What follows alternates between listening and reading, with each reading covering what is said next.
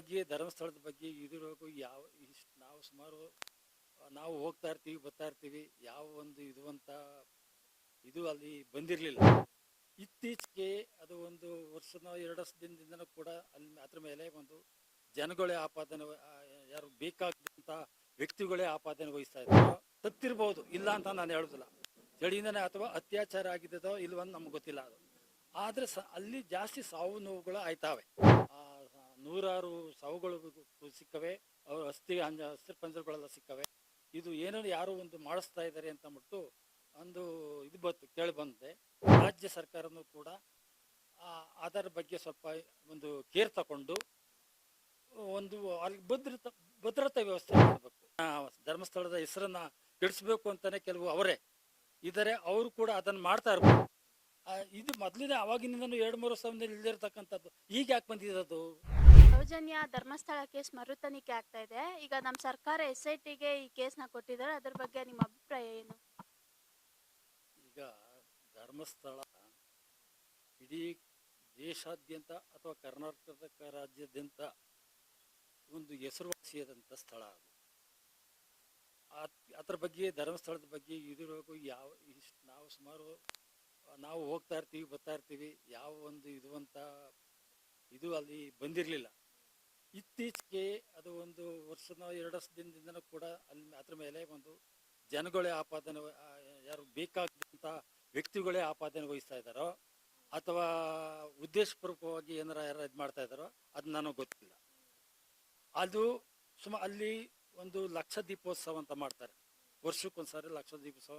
ಅಲ್ಲಿ ಲಕ್ಷಾರು ಮಂದಿ ಭಾಗವಹಿಸ್ತಾರೆ. ಆ ಭಾಗವಹಿಸಿದಾಗ ಕೆಲವು ಅದು ನಡೆಯುವುದು ಸಾಮಾನ್ಯವಾಗಿ ಚಳಿಗಾಲದಲ್ಲಿ, ಅದು ನವೆಂಬರ್ ಡಿಸೆಂಬರ್ ಏನೋ ಮಾಡ್ತಾರೆ ಅದನ್ನು. ಅವಾಗ ಚಳಿಗಾಲ, ಸುಮಾರು ಜನ ಅಲ್ಲಿ ಹೋದಾಗ ಅವ್ರಿಗೆ ವ್ಯವಸ್ಥೆ ಕೂಡ ಸರಿ ಇರುವುದಿಲ್ಲ. ಚಳಿಯಿಂದನೇ ಸತ್ತಿರ್ಬೋದು, ಇಲ್ಲ ಅಂತ ನಾನು ಹೇಳೋದಿಲ್ಲ, ಚಳಿಯಿಂದನೇ ಅಥವಾ ಅತ್ಯಾಚಾರ ಆಗಿದ್ದೋ ಇಲ್ವಂತ ನಮ್ಗೆ ಗೊತ್ತಿಲ್ಲ. ಅದು ಆದರೆ ಅಲ್ಲಿ ಜಾಸ್ತಿ ಸಾವು ನೋವುಗಳು ಆಯ್ತಾವೆ. ಅದನ್ನ ಕೂಡ ಆವಾಗ ಏನು ಮಾಡುತ್ತೆ, ಒಂದು ಸತ್ತಿರಬೇಕು, ಆ ಸತ್ತಿರ್ತಕ್ಕಂಥ ಒಂದು ಹೆಣಗಳನ್ನು ಕೂಡ ಒಂದು ಕಡೆ ಅವರು ಧರ್ಮಸ್ಥಳದ ಇವರು ಯಾರೋ ಒಬ್ರು ಅದನ್ನ ಒಂದು ಕಡೆ ಊತಿರ್ಬೇಕು. ಅಥವಾ ಯಾರು ಅದ್ರ ಸತ್ತಾಗ ಯಾರನ್ನು ಅಲ್ಲಿ ಯಾರು 1 ದಿವಸ ನೋಡ್ತಾರೆ, 2 ದಿವಸ ನೋಡ್ತಾರೆ. ಮಾರ್ಚರಿ ಇಲ್ಲಿ ಯಾರು ಅವ್ರ ಕಡೆ ಯಾರು ಬರದೆ ಹೋದಾಗ ಅದನ್ನ ಪೊಲೀಸ್ನವ್ರಿಗೆ ಕೂಡ ಮುಖಾಂತರ ಮಾಡಿ PM ಮಾಡಿಸಿ ಅದನ್ನು ಒಂದು ಕಡೆ ಊತಾಕ್ತಾರೆ. ಹಾಗಾಗಿ ಅಲ್ಲಿ ಸುಮಾರು ನಾನು ಕೇಳ್ಪಟ್ಟಾಗ ಅಲ್ಲಿ ನಡೆದಿದ್ದು ನಮಗೆ ನಮಗೆ ಗೊತ್ತಿಲ್ಲ. ಅದು ಈ ಥರ ಆಗಿದೆ. ತುಂಬ ನೂರಾರು ಸಾವುಗಳು ಸಿಕ್ಕವೆ, ಅವ್ರ ಅಸ್ಥಿ ಪಂಜರಗಳೆಲ್ಲ ಸಿಕ್ಕವೆ. ಇದು ಏನೋ ಯಾರು ಒಂದು ಮಾಡಿಸ್ತಾ ಇದ್ದಾರೆ ಅಂತ ಅಂದ್ಬಿಟ್ಟು ಒಂದು ಇದು ಕೇಳಿ ಬಂದಿದೆ. ಅದು ನಿಜ. ಅದು ಧರ್ಮಾದಿ ಇವ್ರಿಗೆ ಮಂಜುನಾಥ ಸ್ವಾಮಿಗೆ ಗೊತ್ತು, ನಮಗಂತೂ ಗೊತ್ತಿಲ್ಲ. ಆದರೆ ಅದನ್ನ ಈಗ ನಾವು ಕೂಡ ನಮ್ಮ ರಾಜ್ಯ ಸರ್ಕಾರನೂ ಕೂಡ ಅದರ ಬಗ್ಗೆ ಸ್ವಲ್ಪ ಒಂದು ಕೇರ್ ತಗೊಂಡು ಒಂದು ಅಲ್ಲಿ ಭದ್ರತಾ ವ್ಯವಸ್ಥೆ ಮಾಡಬೇಕು. ಭದ್ರತಾ ವ್ಯವಸ್ಥೆ ಜಾಸ್ತಿ ನಿರ್ವಹಿಸಬೇಕು. ಆವಾಗಲೇ ಅದು ಸ್ವಲ್ಪ ಕಡಿಮೆ ಆಗ್ಬೋದು. ಕಡಿಮೆ ಆಯ್ತವೆ ಅಂತ ನಾನು ತಿಳ್ಕೊಂಡಿದ್ದೀನಿ. ಈ ವಿಚಾರವಾಗಿ ಧ್ವನಿ ಎತ್ತವ್ರು ಎಲ್ಲರಿಗೂ ಕೂಡ ಜೀವ ಬೆದರಿಕೆಗಳು ಹಾಕ್ತಾ ಇದ್ದಾರೆ ಅಂತಾನು ಕೇಳಿ ಬರ್ತಾ ಇದೆ, ಅದ್ರ ಬಗ್ಗೆ ಏನ್ ಹೇಳ್ತೀರಾ? ಜೀವ ಬೆದರಿಕೆ ಆಗ್ತಕ್ಕಂಥವ್ರಿಗೆ ಒಂದು ಅವರು ಒಂದು ಪ್ರೂವ್ ಆದರೆ, ಇವ್ರು ಬೆದರಿಕೆ ಆಗ್ತಾವನೆ ಅಂತ ಒಂದು ಪ್ರೂವ್ ಆದರೆ ಅವ್ರಿಗೆ ಒಂದು ಶಿಕ್ಷೆ ಕೊಡಬೇಕು. ಸುಮ್ಮನೆ ಉದ್ದೇಶಪೂರ್ವಕವಾಗಿ ಮಾಡಿದ್ರೆ ನಮ್ಗೆ ಹೆಂಗೆ ಗೊತ್ತಾಯ್ತದೆ? ಉದ್ದೇಶಪೂರ್ವಕವಾಗಿ ನಮ್ಮ ಯಾರನ್ನೋ ಒಬ್ಬ ಮೇಲೆ ಅವ್ರು ಮಾಡ್ತಾವ್ರೆ ಅಂತ ಒಂದು ಇದು ಮಾಡಿ ಅದನ್ನು ಪ್ರೂವ್ ಆಗಿ ಮಾಡ್ಬೇಕಲ್ಲ. ಸಾಕ್ಷ್ಯ ಇದ್ರ ಪ್ರಕಾರ ನಾವು ಪ್ರೂವ್ ಮಾಡ್ಬೇಕಲ್ಲ. ಅದು ಅವರು ಕೆಲವರೆಲ್ಲ ಅದರಲ್ಲಿ ಅವರೇ ಈಗ ಇತ್ತೀಚೆಗೆಲ್ಲ ಮೊದಲಿರಲಿಲ್ಲ, ಇತ್ತೀಚೆಗೆ 2-3 ವರ್ಷದಿಂದ ಅದನ್ನು ಉಟ್ಕೊಂಡಿದ್ದಾರೆ. ಅದನ್ನ ಧರ್ಮಸ್ಥಳದ ಹೆಸರನ್ನ ಕೆಡಿಸ್ಬೇಕು ಅಂತಾನೆ ಕೆಲವು ಅವರೇ ಇದ್ದಾರೆ, ಅವರು ಕೂಡ ಅದನ್ನ ಮಾಡ್ತಾ ಇರ್ಬೋದು ಅಂತ ಹೇಳೋಕಾಯ್ತಾ ಇಲ್ಲ. ಅದು ಅವರ ನಮ್ಮ ಇದಕ್ಕೂ ಕೂಡ ನಮ್ಮ ಸಂಸ್ಕೃತಿ ಧರ್ಮಕ್ಕೂ ಅವರು ಒಂದು ಕೆಟ್ಟ ಹೆಸರು ತತ್ತವ್ರೆ.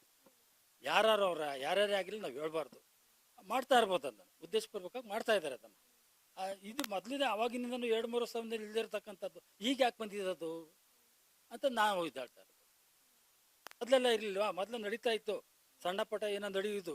ಆದರೆ ಈಗ ನಾನು ಹೇಳಿಲ್ವಾ, ಯಾವುದೋ ಒಂದು ಸಂದರ್ಭಗಳು ಹೋದಾಗ ಅವು ಅಧಿವೇಶನಗಳು ಅವು ಇವು ನಡೀತಾ ಇರ್ತಾವಲ್ಲಿ. ನಡೆದಾಗ ಹೋಗಿರ್ಬೇಕು, ಅವ್ರದ್ದು ಒಂದು ಕಡೆ ಆಗಿರ್ತದೆ. ಅದನ್ನು ಅವರೇ ಮಾಡಿ ದುರುದ್ದೇಶಪೂರ್ವಕವಾಗಿ ಮಾಡಿದ್ದಾರೆ ಅಂತಂದು ಹೇಳ್ಬಾರ್ದು. ಅದು ಇವತ್ತು ನಮ್ಮ ರಾಜ್ಯದಲ್ಲಿ ಧರ್ಮಸ್ಥಳ ಅಂತಂದರೆ ನಾವು ಭಾಳ ಭಕ್ತಿಪೂರ್ವಕವಾಗಿ ನಾವು ಹೋಗ್ತಾ ಇರ್ತೀವಿ, ಬರ್ತಾ ಇರ್ತೀವಿ. ಆ ದೇವ್ರನ್ನ ನಮಗೆ ನಂಬಿದ್ದೀವಿ. ಅದನ್ನು ಅಲ್ಲಿ ಹೋಗಿ ನಾವು ಇದು ಮಾಡಿ ಅದರಲ್ಲಿ ನಾವು ಆ ಥರ ಮಾಡಬಾರ್ದು ಅಂತ ಒಂದು ನಾನು ಹೇಳ್ತಾ ಇರೋದು.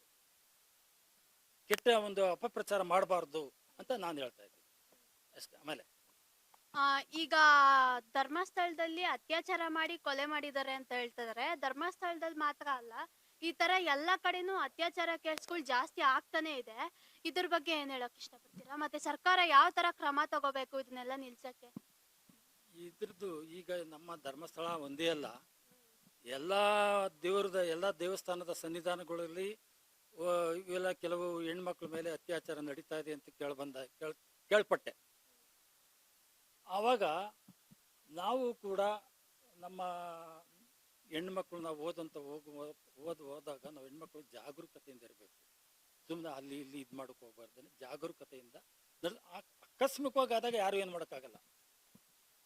ಇದು ಜಾಗರೂಕತೆಯಿಂದ ಇದ್ದರೆ ಸ್ವಲ್ಪ ಪ್ರಮಾಣ ಕಡಿಮೆ ಆಗ್ತದೆ.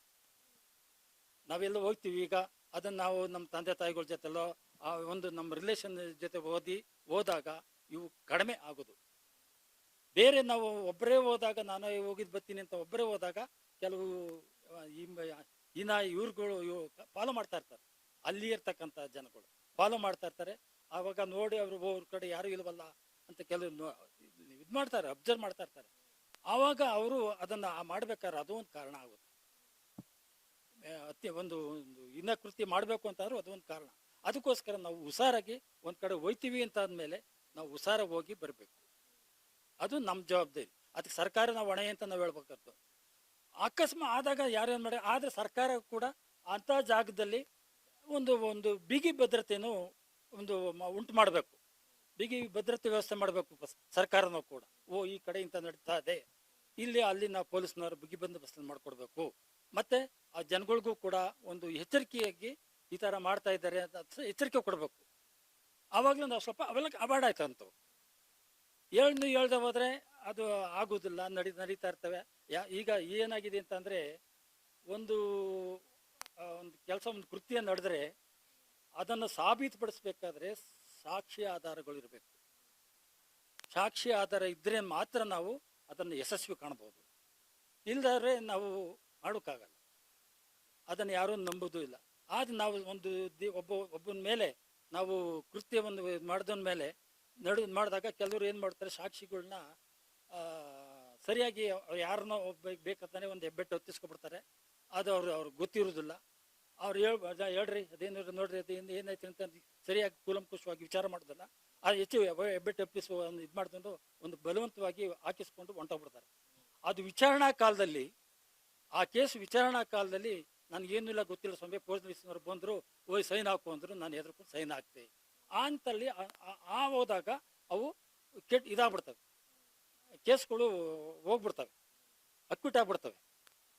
ಅದು ತಲೆಗೋಸ್ಕರ ನಾವು ಒಬ್ಬ ಇದ್ರ ಮೇಲೆ ನಾವು ಪ್ರಬಲವಾಗಿ ನಾವು ಆ ಕೇಸನ್ನು ಇದು ಕೊಡಬೇಕಾದ್ರೆ ಸಾಕ್ಷಿ ಆಧಾರಗಳು ಚೆನ್ನಾಗಿರ್ಬೇಕು.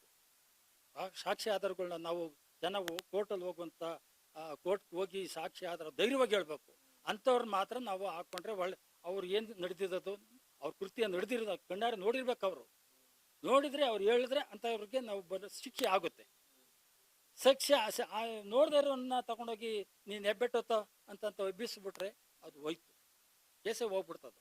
ಅದು ಅಲ್ಲಿ ಪಾಪ ನ್ಯಾಯಾಧೀಶರು ಅವ್ರು ಏನು ಮಾಡ್ತಾರೆ, ಅವ್ರು ಎಲ್ಲಿದ್ರು ಡಿಪೆಂಡ್ ಅಪಾನ್ ಈ ವಿಟ್ನೆಸ್, ಸಾಕ್ಷಿ ಆಧಾರಗಳ ಮೇಲೆ ಮಾತ್ರ ಅವ್ರು ಶಿಕ್ಷೆ ಕೊಡಬೇಕಾದ್ರೆ ಸಾಕ್ಷಿ ಆಧಾರಗಳನ್ನು ನಾವು ಕೋರ್ಟ್ಗೆ ಕೊಡಬೇಕು. ಆವಾಗಲೇ ಅದು ಆ ಶಿಕ್ಷೆ ಅವ್ರಿಗೆ ಒಂದು ಆಗಬೇಕಾದ್ರೆ, ಅವರು ಬಲಿಷ್ಠವಾಗಬೇಕಾದ್ರೆ ಸಾಕ್ಷಿ ಆಧಾರಗಳಿದ್ದಾರೆ. ಜಡ್ಜ್ಗಳು ಏನು ಮಾಡೋಕ್ಕಾಗೋದಿಲ್ಲ, ಪೊಲೀಸ್ನವರು ಏನು ಮಾಡೋಕ್ಕಾಗಲ್ಲ. ಆದ್ದರಿಂದ ನಾವು ಕೊಡ್ತಕ್ಕಂಥ ಸಾಕ್ಷಿ ಆಧಾರಗಳು ಕ್ರಮವಾಗಿರಬೇಕು, ಬಲಿಷ್ಠವಾಗಿರಬೇಕು.